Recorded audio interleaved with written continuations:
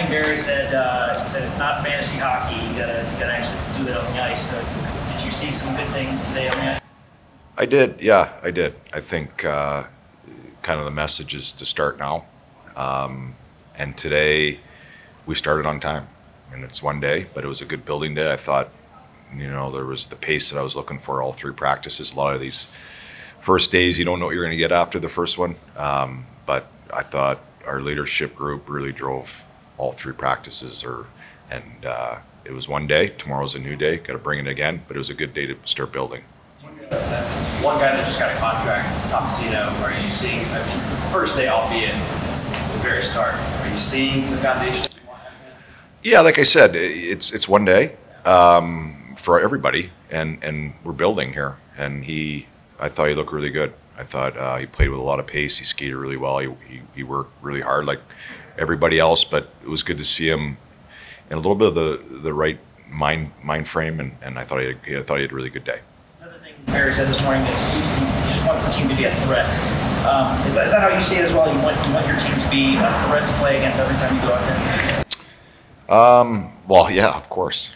I think you always believe that. I believed that last year. I think you go into every season, and again, it's day one. We try to build off what we did, and obviously we got it with some new players. There's a new identity. We got to find ourselves. But we always want to be a threat. We always want to play with a certain pace and a certain identity, and that's not going to change. You talked about the leadership group driving the pace of practice, all three groups. Would you include any of the off-season acquisitions as part of that group? Maybe new to this team, but still better leaders. Yeah, I think they did all through the whole practice. I thought Stamkos really drove that second practice. I thought.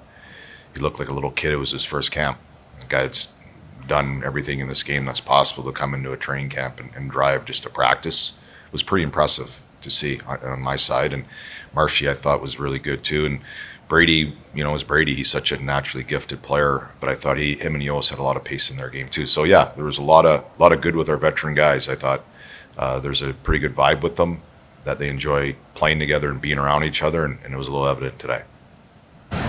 Steven said he thought it was one of the, you just talked about it, he thought it was one of the fastest practices he's been a part of in a while. I mean, did you try to ramp it up even from last year? Did it make it even more intense? Or?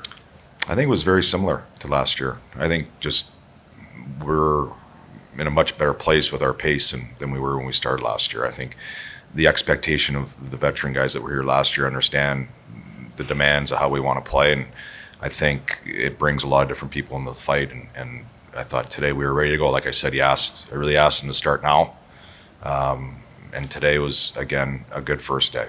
So with that pace, the expectation that you have for open roster spots, what specifically do you think you have to look for when you want to add guys to the team? I think we're looking for guys with their identity first. I think there's going to be some heavy competition in a lot of different spots. I think the players in competition understand what I demand, and they brought it today.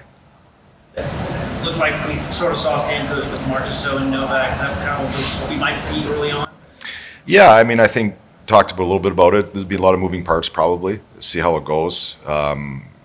It's hard to get a great feel. We'll probably get a better feel the next couple of days to see how they practice together and how they look. But yeah, I think with Tommy, he's a really skilled player who can think the game at their level. Obviously, those are two elite players he's with. But I think with his skill set and his brain, he could be on par with them. But again, like I think I heard Barry say, it's just on paper. It's not fantasy hockey. It looks good. We got to find out if it works or not. Is Tommy okay after that tumble? Only Tommy could do that, and he's like Gumby.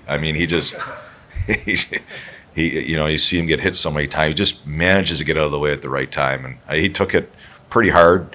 But again, he just rolls off things so easily, and that's kind of his personality. But I'm glad he's okay. I really want to give him a really good look with those guys. Now that you're 1 year in, how comfortable are you personally, at the level that you're at now as the head coach, being a guy you've been here for a while, your active just how you kind of adjust to that?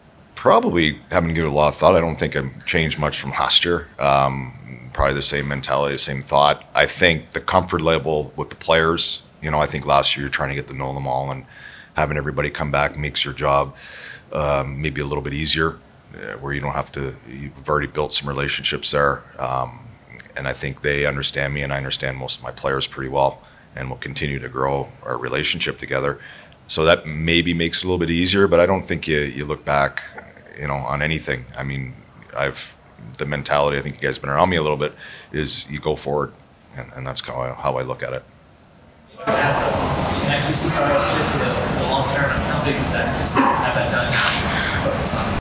Yeah, it was gigantic, obviously, to bring him back. We talk about all the free agent signings, which were great with Brady and Steve and Jonathan, but to bring Juice back is kind of like a sort of free agent signing. You never knew how it was going to play out, so to have him back in long term, you sleep a little bit better at night knowing you have him. Not, obviously he's a great goaltender, one of the best in the world, but as a team player, a teammate, somebody that cares deeply about his team, to have him around, I think organizationally and for his teammates, we're very fortunate that he decided he'd like to stay. And, the same could be said about Alex Carrier. I know they were, not the big free agent signings. They were guys that are coming back, but they're equally very important to our group.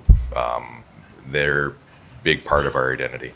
Anything else for Bruno? A lot of the veteran players have spoken about the importance of managing their expectations and taking it one day at a time. How do you think their attitude and mindset has impacted them? Yeah, I mean, they drive it. I think I'm very grateful to have the opportunity to have those guys that makes my job a lot easier, obviously. I think for the young players to be around them there's probably, if you're going to be a sponge, there's no better experience in learning from those guys, from how they conduct themselves off the ice, how they treat people, and how they conduct themselves on the ice. I think if I'm a young player, I'm a sponge, and I'm eyes wide open. I think what they bring is the reasons why they've been as successful as they have been over all these years. Thank you, Bruno. Thank you. Thanks, everyone.